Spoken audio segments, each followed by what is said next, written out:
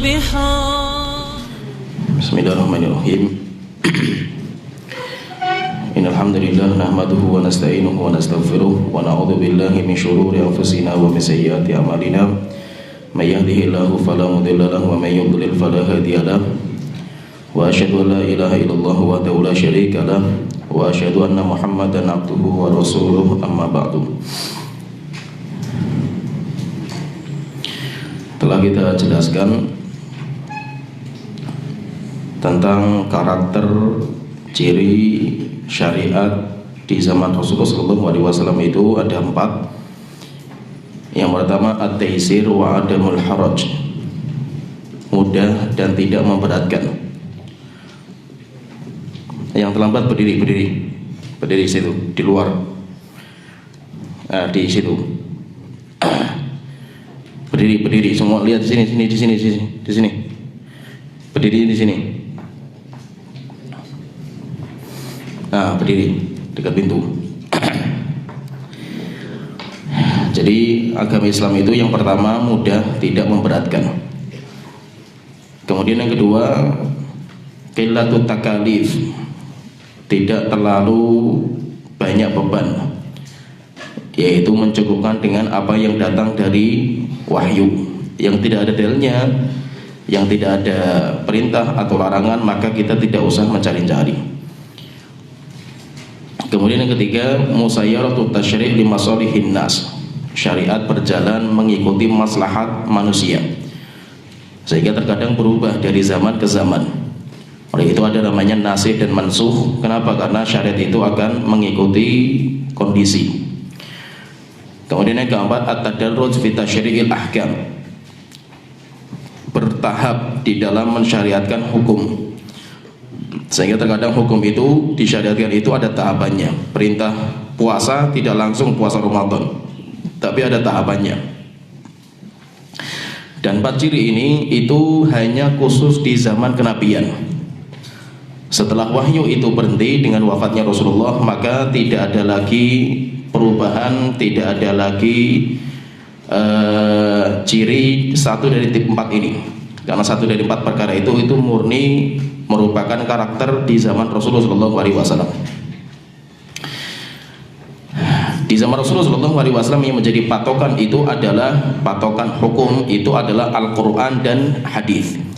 Jadi ada Al-Quran dan ada hadis, itu patokan utama. Sedangkan pendapat sahabat enggak diakui, pendapat akal manusia enggak diakui. Yang diakui cuma Al-Quran atau hadis. Sekarang kita sedikit bicara tentang Al-Quran dan hadis. Yang pertama kita bicara tentang Al-Quran. Al-Quran itu dalam masalah pendalilan, dalam masalah penunjukan akan hukum, Al-Quran itu ada 2 macam. Al-Quran itu ada 2 macam. Jadi Al-Quran itu sifatnya Al-Quran. Kita sekarang bahas sedikit tentang Al-Quran. Sifatnya Al-Quran itu adalah qat'iyyut thubut. Istilahnya qat'iyyut thubut. Jadi tentang masalah dalilnya itu qat'i. Qat'i itu jelas, tidak ada keraguan tentang sahihnya Al-Quran 30 juz. Jadi Al-Quran itu keabsahannya itu qat'i. Qat'i itu nggak ada keraguan, tidak ada keraguan. Sehingga siapa yang meragukan Al-Quran 1 ayat pun kafir. Sehingga dalam masalah thubutnya itu, masalah keabsahannya itu, kesohihannya itu, maka Al-Quran itu semuanya sahih. Semua ayat Al-Quran itu semuanya qat'i. Qat'i itu pasti bisa diterima. Itu. Sedangkan dilalahnya, penunjukan kepada hukum itu ada 2 macam. Ada 2 macam. Yang pertama qat'iyyud dilalah. Kemudian yang kedua dhanniyud dilalah. Jadi yang dilalatuhu qat'iyyah, ini yang pertama. Kemudian yang kedua dilalatuhu dhanniyah. Berarti kalau kita perhatikan Al-Quran itu dalam penunjukan dalil itu ada 2. Qat'iyyud thubut, qat'iyyud dilalah. Ini yang pertama. Kemudian yang kedua qat'iyyud thubut, dhanniyud dilalah. Ya, jadi ada 2 ini. Ada 2 macam. Yang pertama, kita bahas yang pertama dalam masalah penunjukan ahkam, karena ini penting nanti dalam kita itu belajar istimbat ahkam, itu penting. Yang pertama, Al-Quran itu qat'iyyut thubut, qat'iyyud dilalah. Yaitu Al-Quran itu apa? Tentang sahnya, sahihnya itu pasti, nggak ada keraguan Al-Quran itu. Kemudian yang kedua, tentang penunjukan akan hukum itu juga pasti. Ini yang pertama. Jadi ada ayat yang sifatnya seperti itu. Ayat Al-Quran itu ada yang qat'iyyut thubut, qat'iyyud dilalah. Thubutnya, kesahihannya pasti. Ayatnya itu sahih, nggak ada keraguan. Tetapi ayat itu untuk menunjukkan hukum tertentu itu ada dua macam.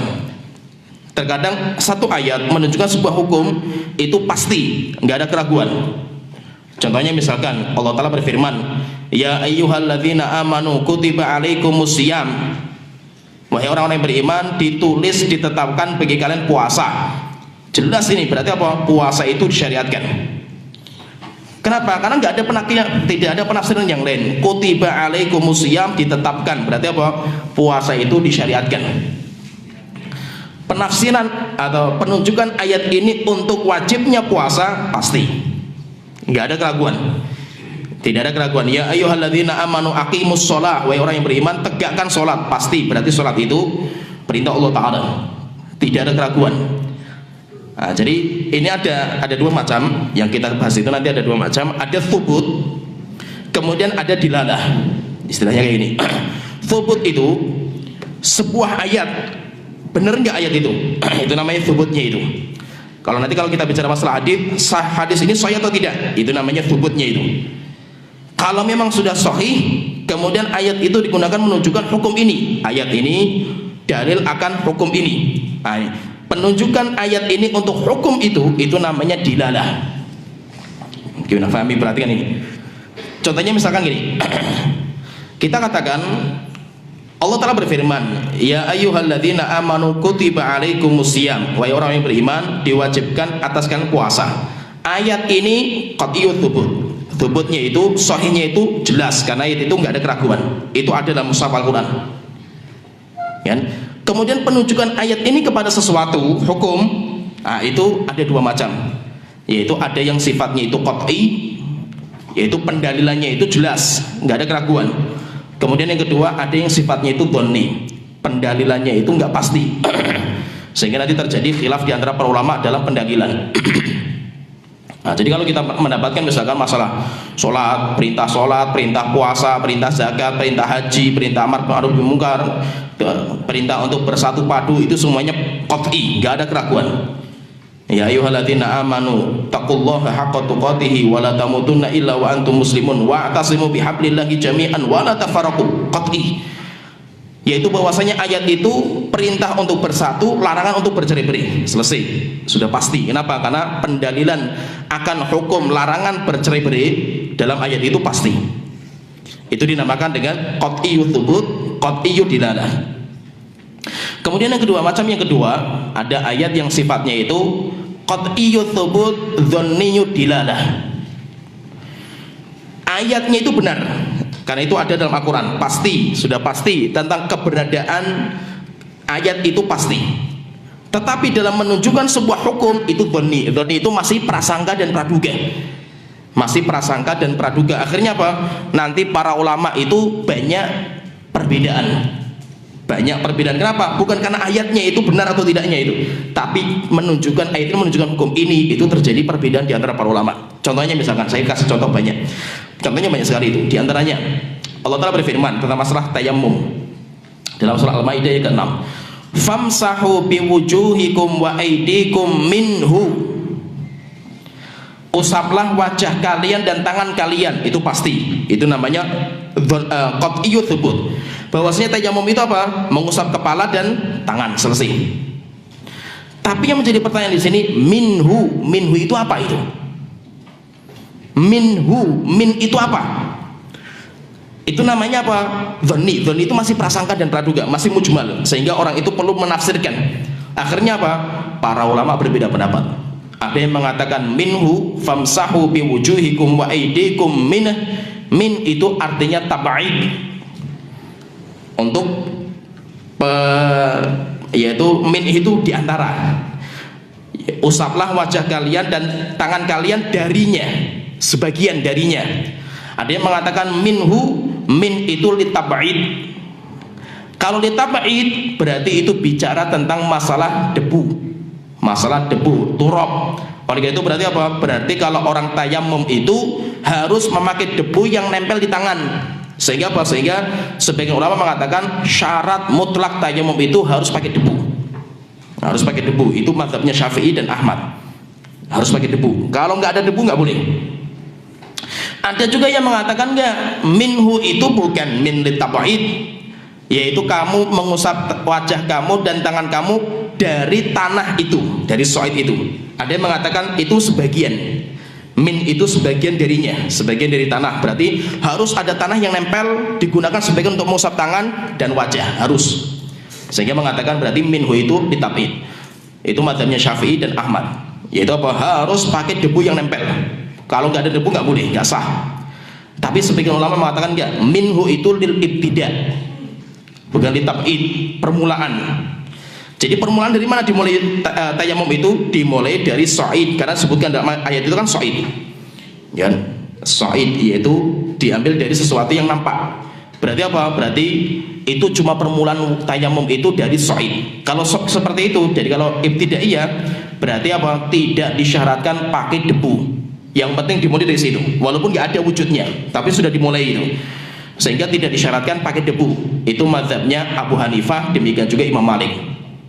Nah, coba kalau kita perhatikan ini, satu ayat ini, ayatnya jelas, nggak ada keraguan, karena ayatnya jelas itu ada dalam Al-Quran.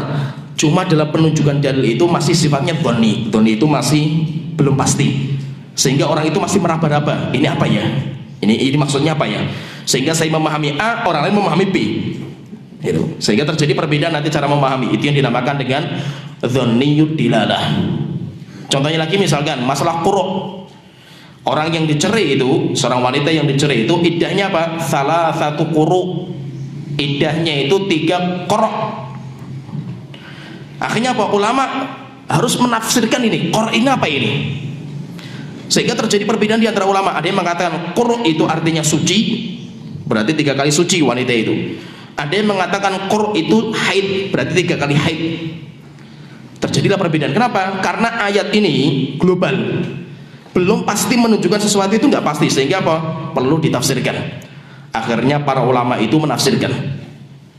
Nah, jadi seperti itu. Jadi intinya ada sebuah ayat itu, di mana ayat itu ada dalam Al-Quran, pasti nggak ada kelirunya ayat itu. Tetapi penunjukan dalil akan sesuatu hukum itu masih sifatnya itu prasangka, sehingga orang itu masih terbuka untuk berpendapat. Kalau pendapat saja ini ayat ini menunjukkan ini, kenapa? Karena seperti ini. Contohnya misalkan ketika berbicara tentang masalah memegang mushaf dalam kondisi tidak suci, boleh nggak? Terjadi perbedaan pendapat di antara para ulama. Kenapa? Karena ada ayat dalam Al-Quran, wala yamassuhu illal mutahharun. Terjadi perbedaan pendapat itu. Mutahharun itu apa itu? Yang disucikan. Ada yang mengatakan mutahharun itu malaikat. Mutahharun itu malaikat. Berarti ayat itu bukan bicara masalah manusia, tetapi yang memegang mushaf, yaitu di Lauhul Mahfuz, itu hanya malaikat.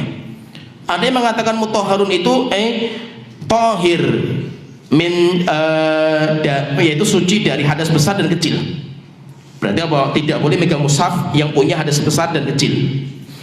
Ada yang mengatakan mutahharun itu muslim, boleh megang mushaf selama dia itu muslim, walaupun dia itu punya hadas. Akhirnya apa? Terjadi perbedaan panjang di antara para ulama dalam memahami ayat itu. Sehingga maksudnya itu apa? Ada ayat yang dia itu cara memahaminya pasti, ayat ini kayak gini artinya, itu nggak bisa ditafsirkan dengan yang lain, jelas. Ada yang mengatakan ya ada ayat yang sifatnya itu jelas dalilnya, cuma dalam penunjukan dalil itu nggak pasti. Akhirnya apa? Di situ terbuka pintu untuk ijtihad. Akhirnya ketika orang itu ijtihad, ulama-ulama ijtihad, akhirnya nanti para ulama itu berbeda pendapat.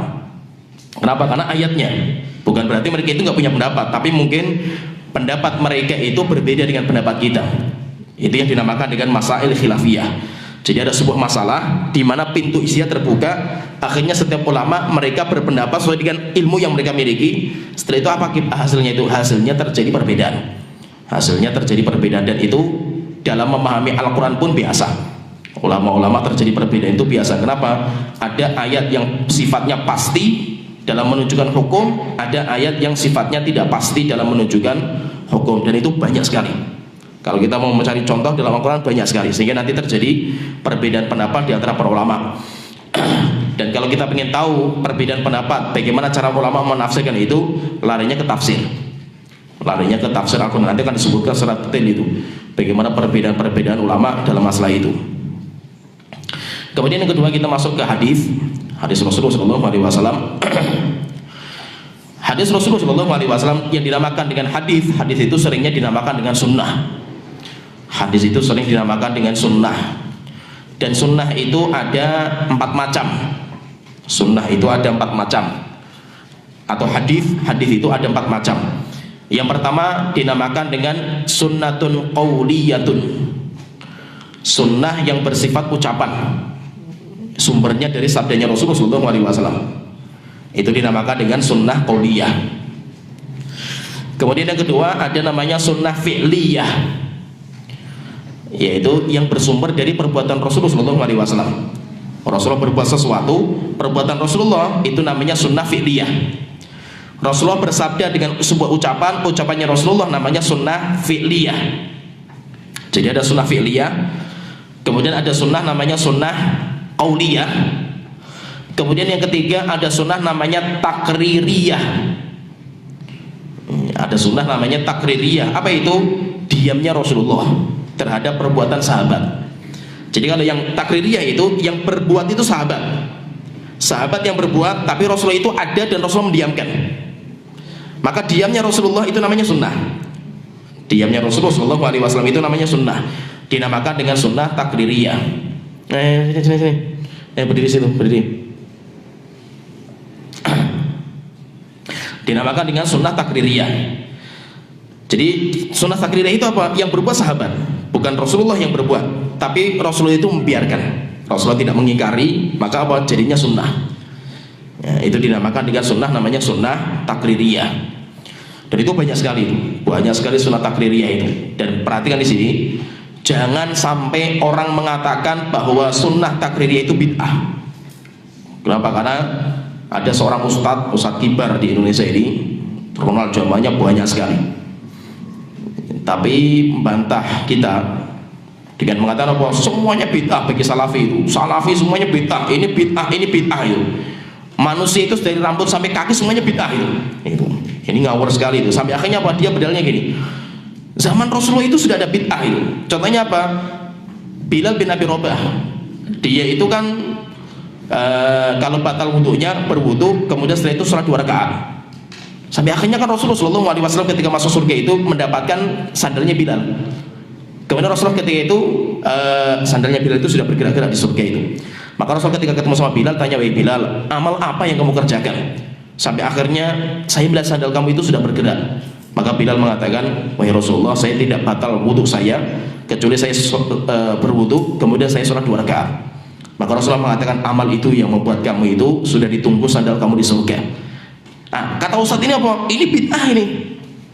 Ini bid'ah, kan bukan amalnya Rasulullah itu.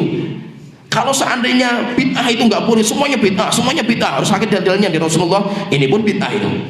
Padahal dia itu S2, jurusan hadis lagi itu. Nggak main-main kan, jurusan hadis terkenal sekali di Indonesia itu, jamaahnya banyak sekali itu. Dalilnya dia lagi apa? Tentang sholat akhir rakaat itu mesti membaca qul huwallahu ahad. Jadi ada utusan perang, Rasulullah mengutus utusan perang dipimpin sama 1 orang. Komandan perangnya itu kalau sholat jamaah jadi imam mesti 1 rakaat itu membaca Al-Quran, Al-Fatihah, surat, kemudian mau rukuk mesti Al-Ikhlas. Nanti rakaat kedua kayak gitu juga itu, membaca Al-Fatihah, surat, Al-Ikhlas lagi. Sampai akhirnya makmumnya itu bilang, "Kenapa kok setiap rakaat ditutup dengan Al-Ikhlas itu?" Dia mengatakan, "Selama saya jadi imam saya tidak akan meninggalkan Al-Ikhlas. Setiap rakaat saya akan baca Al-Ikhlas itu." Akhirnya ketika pulang ketemu sama Rasul, mereka tanya sama Rasul, "Ya Rasulullah, imam kita itu kalau sholat mesti Al-Ikhlas di akhir rakaat itu." Maka Rasul tanya, "Coba tanya dia itu apa sebabnya itu." Akhirnya orang ini mengatakan, "Saya itu cinta kepada Al-Ikhlas, li'annaha sifatur rahman." Karena sholat Al-Ikhlas itu sifatnya Allah. Qul huwallahu ahad, kan sifatnya Allah Ta'ala. Saya senang gitu dengan ayat itu, surat itu, sehingga saya itu baca terus.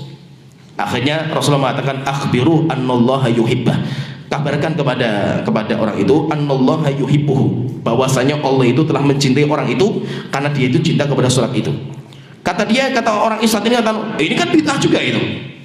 Maka kita katakan berarti apa? Ngawur Anda itu kan itu. Ngawur sekali. Ini bukan bid'ah, ini namanya apa? Sunnah. Tapi sunnah apa? Takririyah. Kenapa? Zaman Rasul masih hidup. Dan yang menjadi dalil tentang sunnahnya perbuatan itu bukan perbuatan sahabat sendiri, bukan. Tapi karena Rasul itu membiarkan. Kalau sahabat setelah meninggalnya Rasulullah, sahabat mengamalkan sesuatu amalan, itu bukan hujjah. Karena pendapat sahabat itu bukan hujjah. Yang hujjah itu dalil. Ya paham ya? Itu yang dinamakan dengan sunnah takririyah. Jadi sunnah takririyah itu apa? Diamnya Rasulullah. Rasulullah mendiamkan sesuatu, zaman itu terjadi, Rasulullah diam, maka itu sunnah. Walaupun yang mengamalkan bukan Rasulullah, tapi itu dinamakan dengan sunnah, namanya sunnah takririyah. Kemudian yang keempat ada namanya sunnah wasfiyah, sunnah dari Rasulullah yang bersifat, yaitu yang berbicara tentang sifatnya Rasulullah. Rasul itu punya sifat apa? Dan sifatnya Rasul itu ada dua. Ada sifat khalqiyah.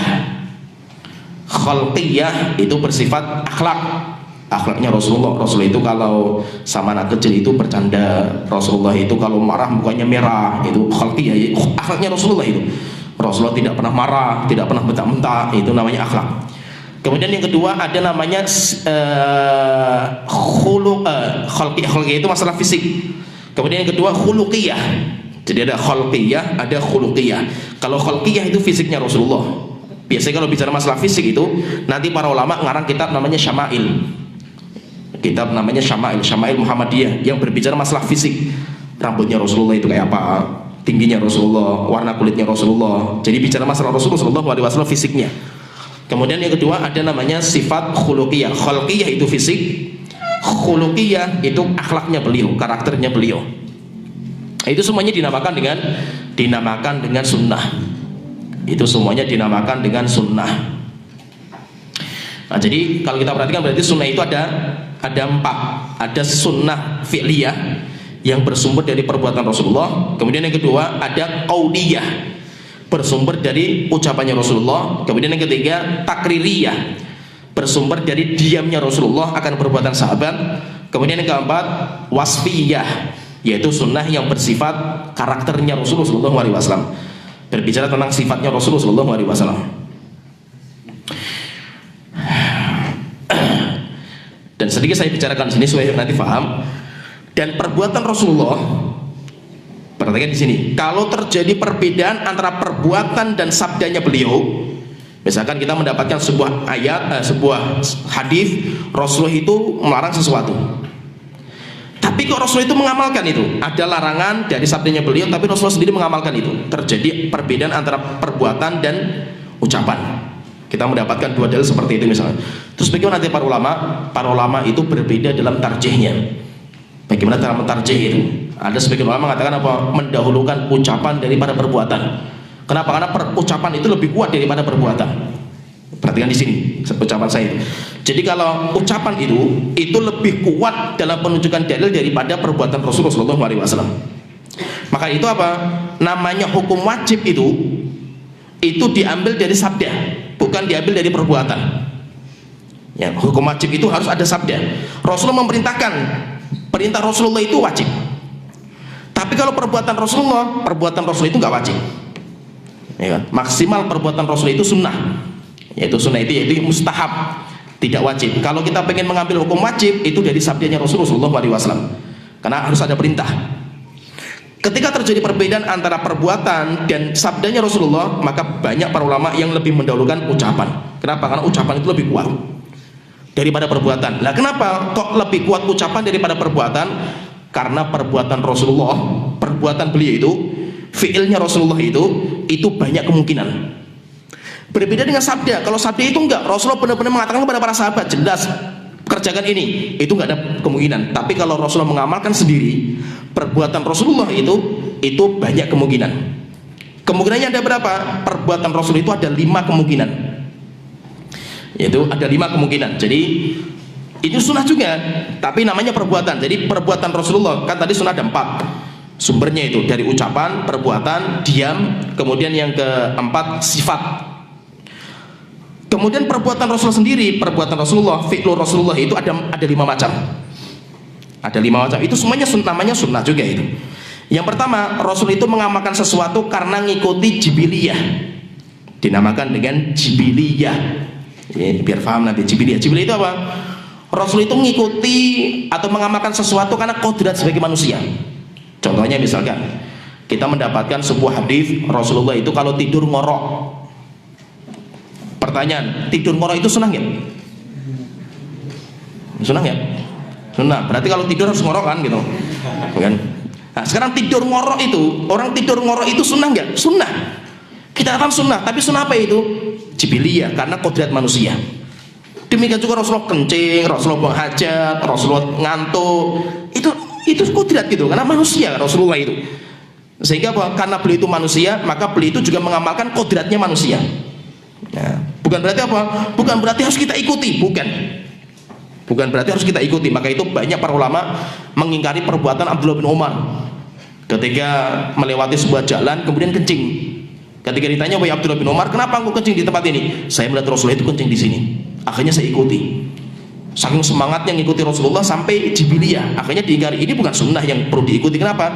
Rasul itu kencing karena kodratnya manusia. Karena manusia. Ini dari mana ini? Pindah, Ustaz. Hah? Pindah dari sini. Oh pindah ya. Pindah nggak apa. Tak kira baru datang. Masya Allah. Top sekali jam 8 baru datang. Nah, jadi yang pertama itu kemungkinan perbuatan Rasulullah itu yang pertama karena jibiliyah, ngikuti kodrat manusia. Rasul itu mengamalkan karena itu kodrat. Kemudian yang kedua dinamakan dengan sunnah adiyah. Rasul itu mengamalkan sesuatu karena budaya, bukan karena itu untuk diikuti masyarakat, bukan. Budayanya orang Arab. Budayanya orang Arab itu seperti itu. Akhirnya ya seperti itu. Contohnya misalkan Rasulullah itu kalau makan pakai 3 jari. Sunnah nggak itu? Oh, sunnah. Berarti kalau kita makan pakai 3 jari. Kalau kita makannya sop, kita makan bakso pakai 3 jari, oh jatuh semua, nggak ada yang. Kita makan soto pakai 3 jari ya tumpah semua kan gitu loh. Kenapa? Karena orang Arab makannya roti. Nah, jadi masalahnya di sini. Contohnya lagi misalkan Rasul itu rambutnya gondrong. Ada seorang ustadz, saya lihat di televisi, ustadz terkenal. Ada seorang ustadz terkenal itu di televisi, biasa muncul di televisi dakwah. Pernah ditanya, saya pas waktu itu pas lihat TV itu di rumah itu ada ustadz muncul, tanya jawab. Akhirnya ditanya, ustadz bagaimana hukum masalah rambut panjang? Kata dia sunnah gitu. Ah, berarti kita ikuti nggak? Ikuti, yang penting tujuannya ngikuti Rasulullah SAW. Lah kalau kita gondrong, yo semua gondrong semua kayak preman semua kan kita, nanti santri pondok gondrong semua kan gitu. Rasulullah SAW itu memang panjangnya rambutnya itu 1 pundak. Pertanyaan, sunnah nggak ini? Sunnah. Karena memang hadisnya seperti itu. Tetapi itu namanya sunnah apa? Adiyah, adat. Karena adatnya orang Arab namanya laki-laki itu rambutnya sepundak. Tetapi nanti akan rambutnya karena keriting, orang Arab itu ditutup dengan sorban. Sehingga nggak kelihatan. Tapi nanti biasanya kalau dibuka sorbannya itu kelihatan rambutnya panjang. Tapi kalau pakai sorban itu nggak kelihatan. Nah, sekarang kalau kita sunnah nggak ini? Oh sunnah ini. Berarti kita rambutnya panjang, ustadznya rambutnya gondrong semua kan keren kan gitu. Ya kan? Kita katakan enggak, sunnah adiyah. Maka kalau adat, sunnah karena adat itu berbeda setiap adat. Di kita adatnya laki-laki itu apa gitu? Orang laki-laki yang soleh itu, laki-laki yang soleh itu rambutnya pendek. Laki-laki yang nakal itu rambutnya panjang kayak perempuan. Jadi kalau antum dari belakang itu masya Allah rambutnya lurus. Wah ini masya Allah cantik sekali ini. Antum lihat dari depan ada jenggotnya dan kumisnya itu. Oh, bukan perempuan, antum goda dari belakang siul-siul perempuannya laki-laki kan gitu. Nah kalau kita ustaznya gondrong semua jadi masalah ini. Kenapa? Karena identiknya orang gondrong di kita itu orang nakal. Nah jadi budaya itu beda-beda. Budayanya sana dengan budaya sini itu beda. Tidak bisa kita harus sama ratakan. Pokoknya Rasulullah seperti ini. Sunnahnya itu kita ngikuti budaya di negeri kita yang tidak melanggar syariat. Selama itu tidak melanggar syariat maka itu boleh. Selama tidak melanggar syariat. Contohnya misalkan pakai sorban. Orang Arab kan pakai sorban itu sunnah nggak? Nah, sunnah. Berarti kita pakai sorban kan di sini kan.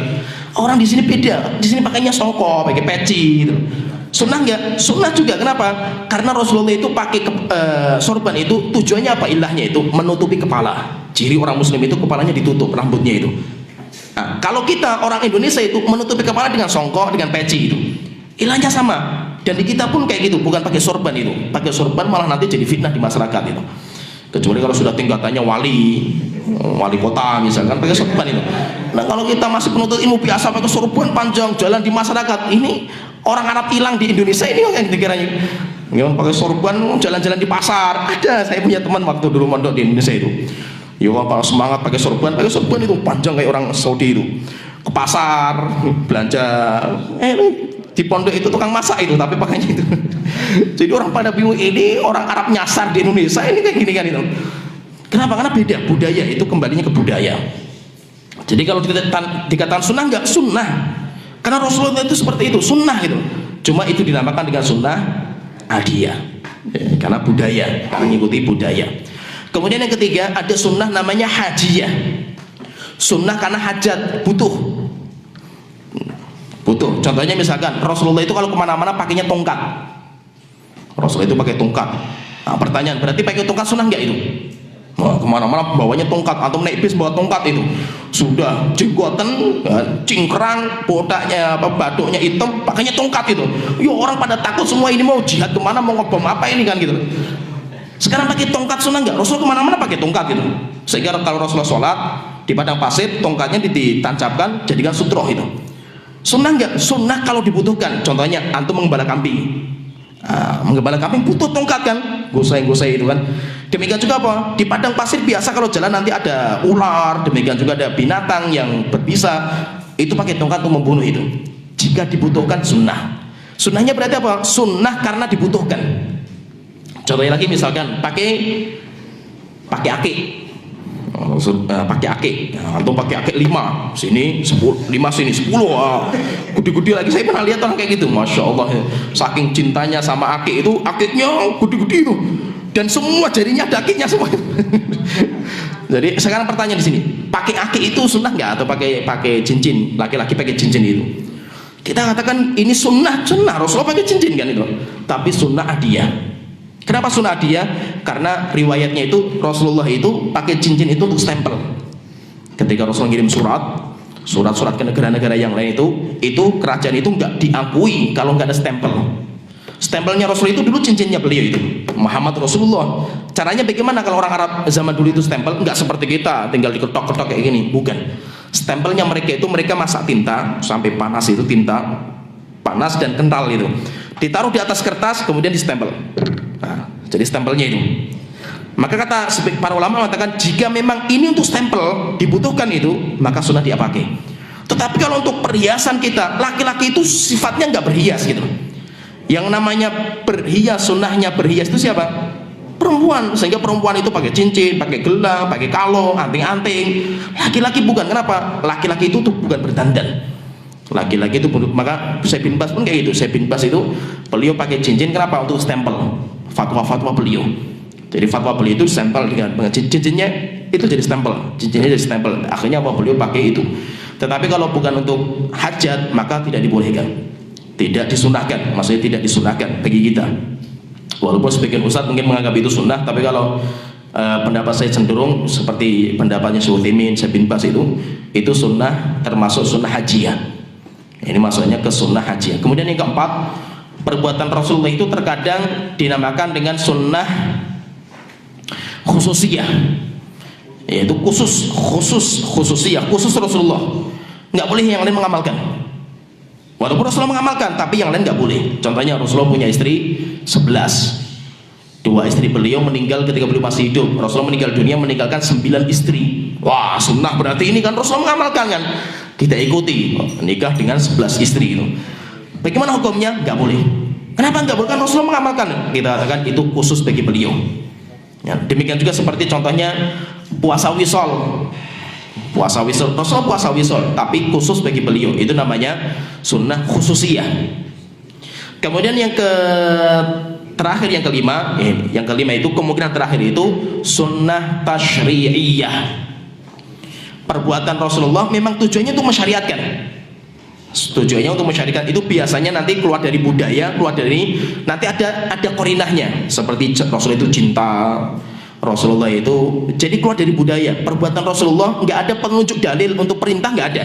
Contohnya misalkan Rasulullah SAW itu pakainya jubah. Nah sekarang pertanyaan, pakai jubah itu sunnah nggak? Sunnah, Rasulullah mengamalkan. Tapi pertanyaan ini sunnah apa? Budaya, karena budayanya Arab. Orang Arab hatta yang kafir saja Abu Jahal itu pakai jubah mereka itu.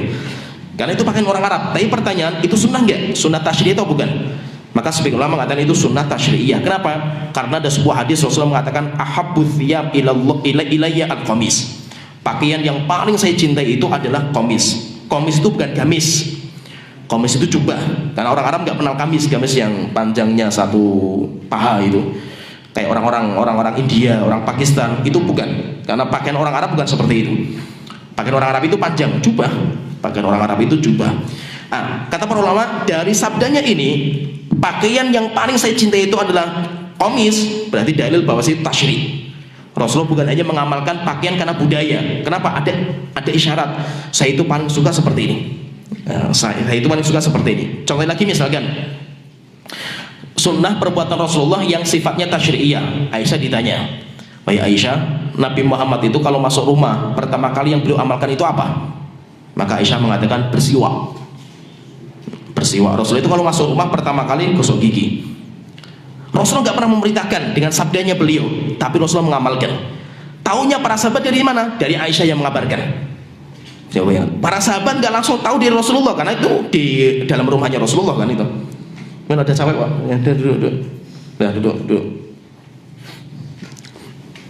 Nah, jadi Rasulullah itu mengamalkannya di dalam rumah. Akhirnya apa? Yang tahu ya Aisyah. Maka para sahabat tanya, "Wahai Aisyah, kalau Rasulullah itu masuk rumah itu apa yang belum kerjakan pertama kali?" Maka Aisyah mengatakan bersiwak. Nah, perbuatan ini kemungkinannya banyak. Maka kemungkinannya banyak. Ketika itu beda dengan adat, itu bukan adat. Karena adatnya orang Arab enggak seperti itu. Kemudian yang kedua, ini bukan hajat, karena enggak ada kebutuhan Rasulullah di situ. Kemudian ini bukan juga budaya, bukan juga jibiliyah, karena bukan jibiliyah ini. Maka kemungkinan itu adalah tasyri'. Berarti kalau tasyri' berarti apa? Kita katakan sunnah kalau orang masuk rumah itu bersiwak. Gimana, paham ya? Terkadang itu para ulama itu berbeda pendapat dalam melihat ini sunnah apa ini? Contohnya saya contohkan beberapa contoh misalkan. Contohnya julus istirahah, dinamakan dengan duduk istirahat. Jadi kalau kita sholat itu kan duduk itu ada macam-macam itu. Yang pertama duduk tasyahud awal. Dan kemudian yang kedua duduk tasyahud akhir. Kemudian yang ketiga duduk baina sajdatain, antara dua sujud. Kemudian yang ketiga, yang keempat itu ada duduk sendiri namanya duduk istirahah. Duduk istirahat. Duduk istirahat itu apa? Kalau orang dari sujud mau berdiri, maka dia itu duduk sebentar, istirahat dulu sebentar, setelah itu baru berdiri. Faham gak ya?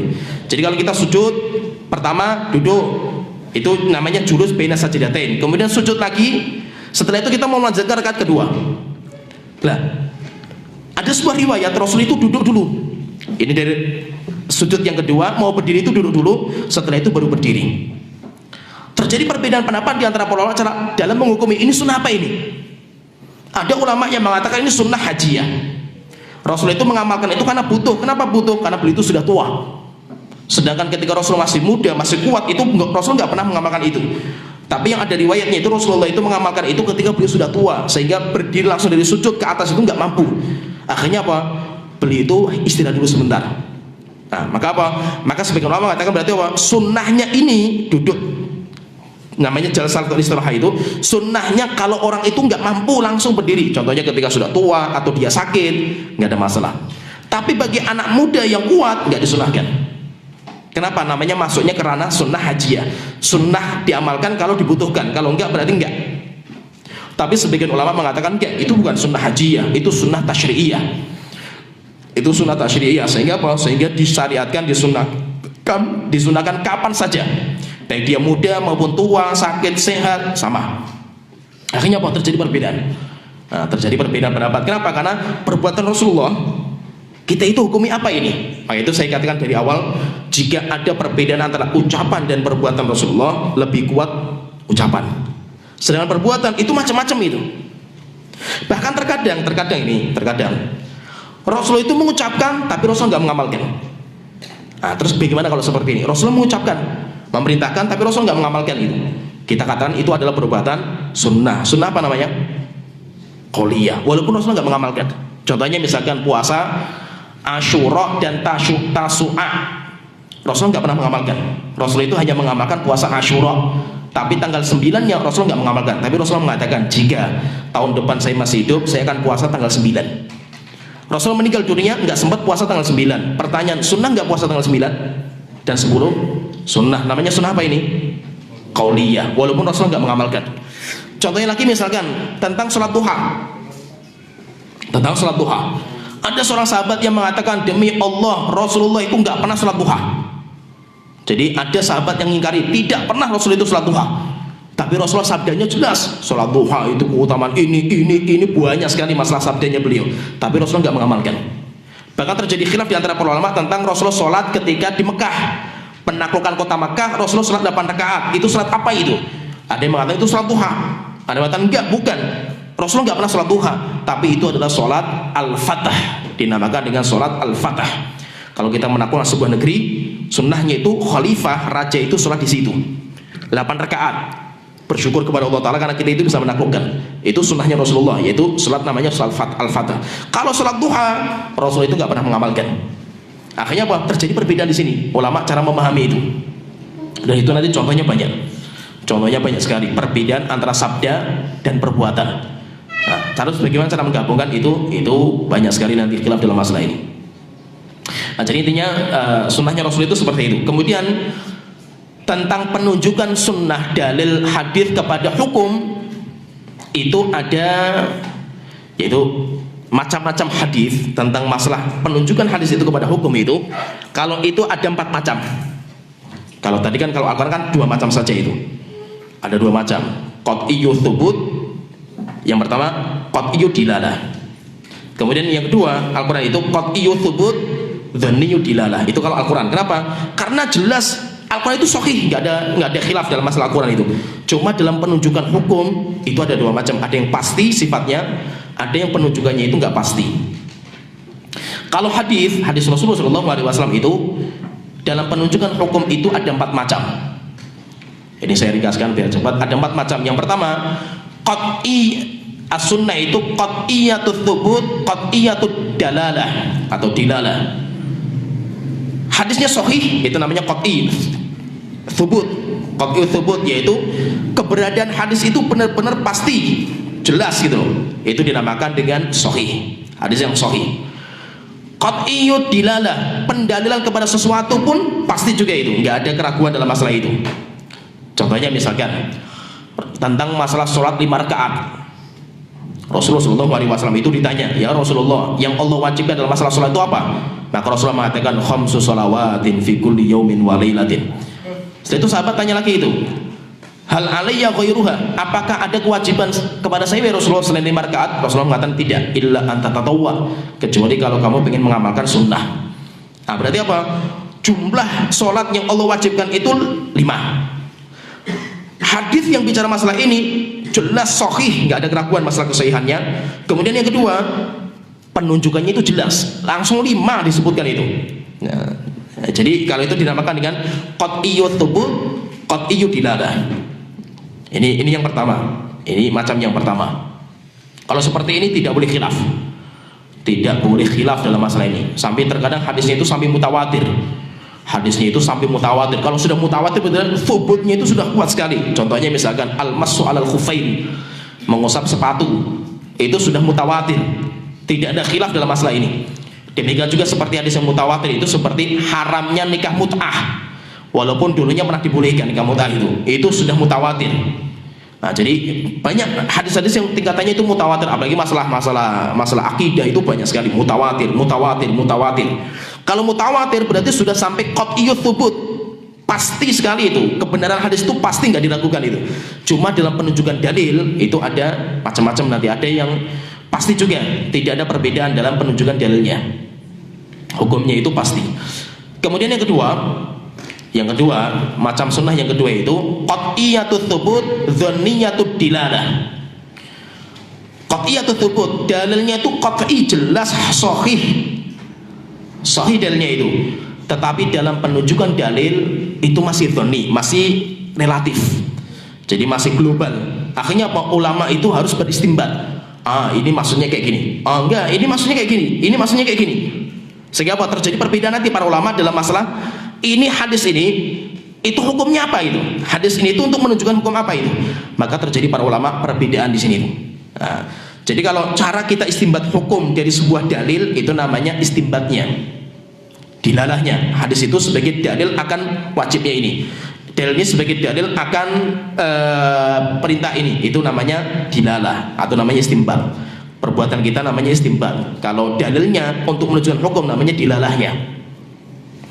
Jadi ada hadis yang dia itu sahih, nggak ada keraguan, tetapi dalam menunjukkan dalil itu masih ada prasangka dan praduga, sehingga ulama itu mereka itu masih berbeda dalam cara menafsirkan hadis itu, terjadi perbedaan.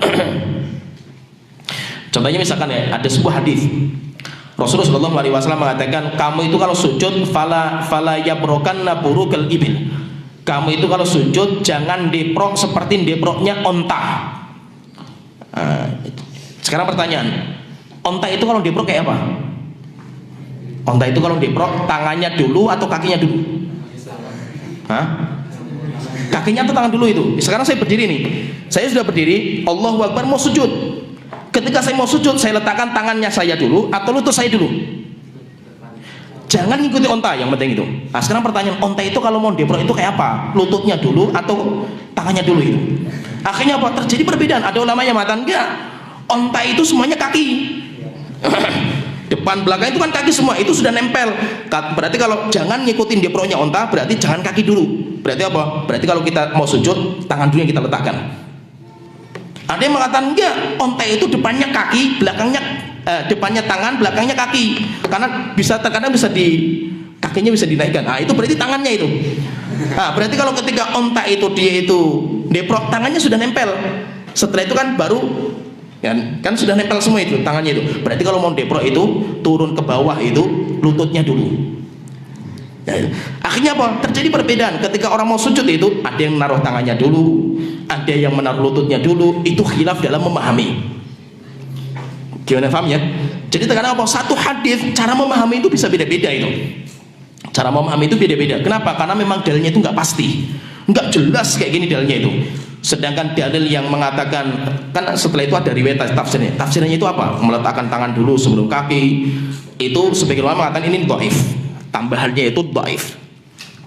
Jadi seperti itu. Maksudnya itu ada yang dalilnya sahih, tetapi dalam penunjukannya itu masih global, sehingga perlu ditafsirkan, perlu dirinci dengan penafsiran. Kalau sudah masuk penafsiran, pendapat akal, maka mesti nanti akan terjadi perbedaan. Kemudian macam yang ketiga, sunnah yang ketiga itu dhanniyatut tsubut, qat'iyatud dalalah. Sebuah hadis yang tsubutnya itu sahih tidaknya itu masih dhon, masih prasangka, sehingga ulama masih berbeda pendapat. Ini sahih, ini enggak, ini dhaif dan yang lainnya itu. Tetapi penunjukan akan hukum itu pasti. Jadi pecoret. Hadisnya itu masih dianggap ulama itu masih enggak kuat, tetapi hukum yang diambil dari hadis itu jelas kuat sekali itu. Kenapa? Karena ada yang lain yang menguatkan.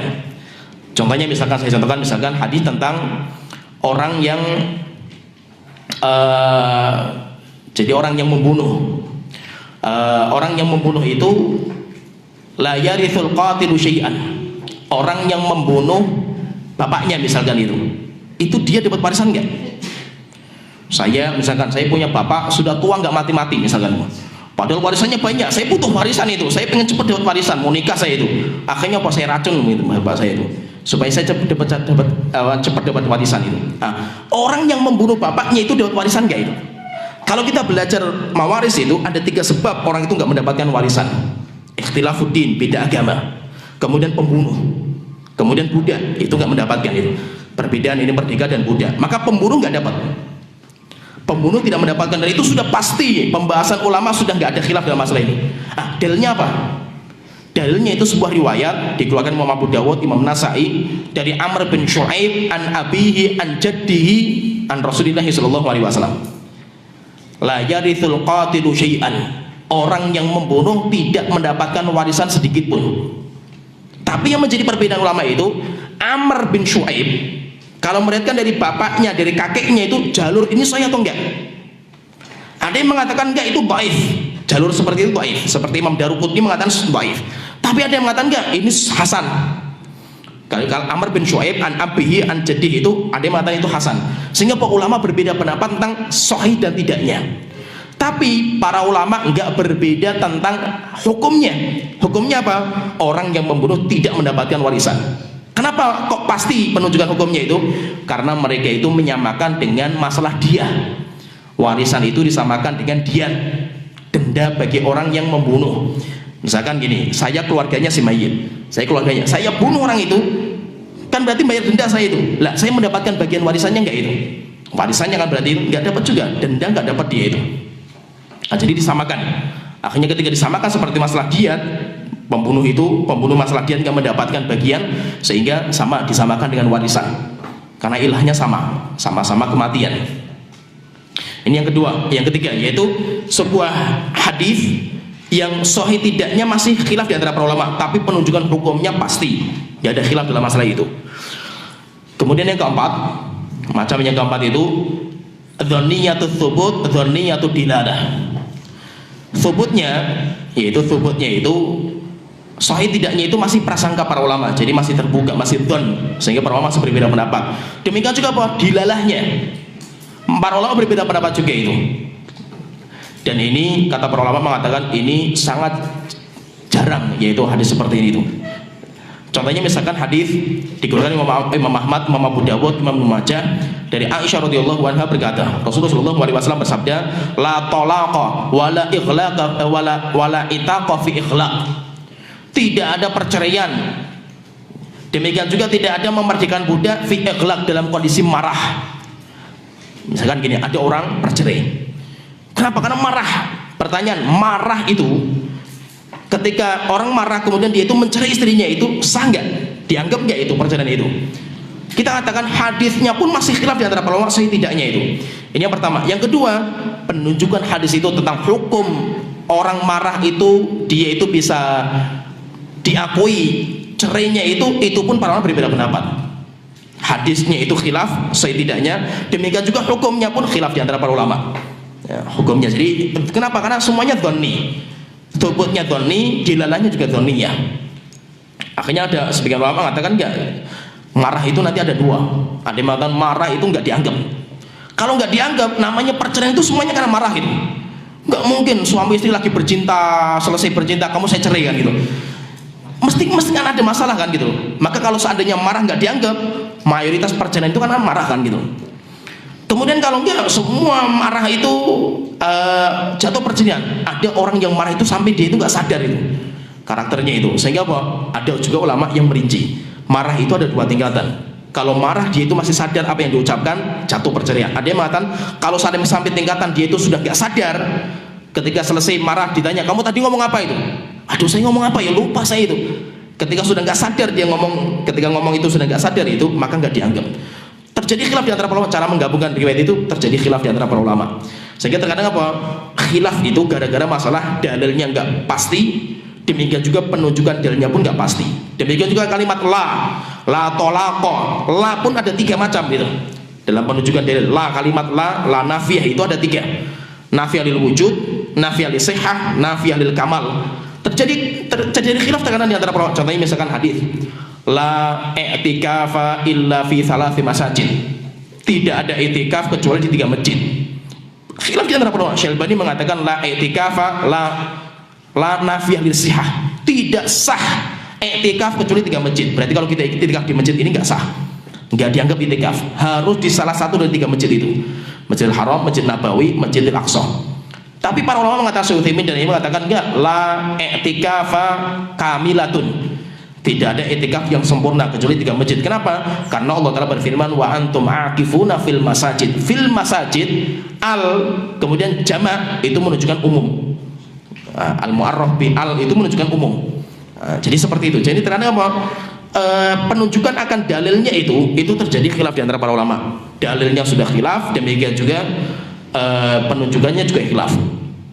Contohnya misalkan masalah kunut subuh. Nanti insya Allah akan kita bahas panjang ketika kita masuk kitab itu. Kunut subuh itu. Saya dulu lama meneliti masalah kunut subuh itu, khilaf para ulama itu. Saya mendapatkan sebuah hadis. Dan hadis itu sebenarnya itu kalau sahih selesai itu masalahnya itu. Para ulama berbeda pendapat. Itu hadisnya itu karena Nabi Shallallahu Alaihi Wasallam yaqunutu fi shalawatil khamsi. Dari Anas bin Malik itu Rasulullah Shallallahu Alaihi Wasallam itu dulu kunut pada sholat 5 waktu. Itu namanya kunut apa itu? Sholat 5 waktu, zuhur, asar, maghrib, isya, subuh. Besoknya kunut lagi, namanya kunut nazilah. Jelas kalau itu hadisnya sahih, selesai bes. Itu nggak ada khilaf hadis ini maksudnya sahihnya itu. Tapi setelah itu Rasulullah mengatakan, kata Anas bin mengatakan, "Tsumma tarakaha illa subha hatta faraqad dunya." Kemudian Rasul itu meninggalkan semua kunut kecuali subuh sampai beliau meninggal dunia. Jadi berarti apa? Rasul itu sampai meninggal kunut subuh terus itu. Yang menjadi pertanyaan apa? Ini hadisnya sahih nggak tambahan ini? Jika tambahan ini sahih, selesai itu masalahnya itu. Berarti apa? Kunut subuh terus menerus sunnah, selesai. Tapi para ulama berbeda pendapat. Mayoritas mazhab Syafi'iyah itu ulama-ulamanya Imam Nawawi, Imam Daruqutni, Imam Lakin itu mensahihkan. Sehingga itu jadi dalil mazhab paling kuat bahwasanya kunut subuh itu sunnah terus menerus. Kenapa? Karena sahih bagi mereka. Tapi bagi ulama yang lain mengatakan enggak, hadisnya dhaif tambahannya itu. Cuma sahihnya sampai Rasulullah itu kunut selama 5 waktu dalam sehari itu. Selama 5 waktu itu. Itu saja. Kalau hadis tambahannya tsumma tarakaha illa subha hatta faraqad dunya itu khilaf. Ada ulama yang mendhaifkan. Sehingga ketika ulama itu mendhaifkan berarti apa? Sunnahnya itu kunut nazilah. Sedangkan kunut subuh terus menerus tidak disunahkan. Seperti mazhabnya Imam Ahmad.